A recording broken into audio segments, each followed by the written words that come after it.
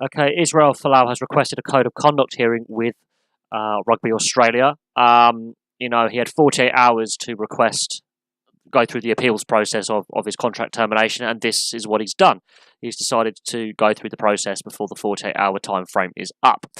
Let's have a quick read of a brief statement that was released by Rugby Australia. So, Israel Folau has requested his code of conduct hearing with Rugby Australia after Rugby Australia ended his contract over social media posts which said hell awaits gay people. Right, we know what he's posted now.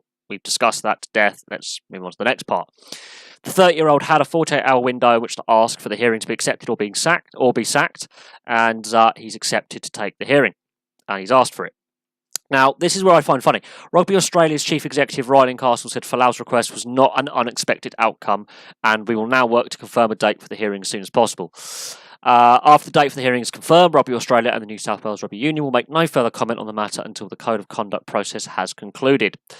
So, it is an interesting one. It wasn't unexpected. It was actually pretty much expected. You would have thought they would have already started planning for a code of conduct hearing. And Israel Folau has always maintained that he wants to fulfil his playing terms of his contract and play at the World Cup. And Australia are going to find it very, very difficult at the World Cup if their best player is not there. They're shooting themselves in the foot. I also feel that Rugby Australia has been very reactive when it comes to social media content, not just Israel Folau, but going back to the beginning with Curtly Beale making some sexist comments. It's been very reactive when it comes to controversy. And Australian sport, especially over the last 18 months, has been littered with it.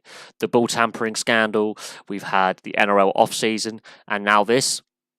And for a country that is, sports mad, the damage done to its sporting image over the last couple of years with the variety of scandals in some of its major sports, I think, again, this has led to Rugby Australia being very, very reactive rather than being proactive, which is what I think they should have done. I think Rugby Australia should have been more proactive, much like the RFU with Billy Vanapola, having constructive debates around the table with club, country and player all involved and all coming to a reasonable conclusion. I don't think this has happened in Australia. And we know socially in Australia, laws have changed over gay marriage and things like that. And therefore, what Israel Folau has said is sort of out of step with mainstream Australian society, the debate about religion in society, all that kind of thing. But I still think Rugby Australia has been very reactive in the whole process. Israel Folau, I also think, has been badly advised, but he has taken up the opportunity for a code of conduct hearing with Rugby Australia. And I think that is important.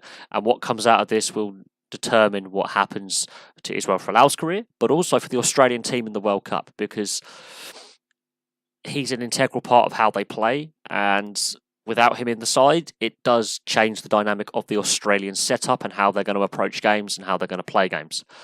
They are heavily dependent on Israel Folau's line breaks and style of play to get them front football off set moves and off backline play.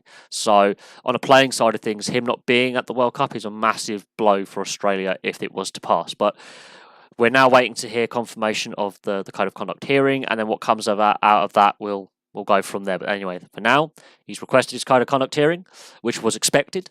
And we'll have to see what happens. Thank you very much for watching. Please like and subscribe. Place your thoughts below. Try and keep them clean, because in recent videos they've got a little bit toxic. And I'll have some more videos for you very, very soon.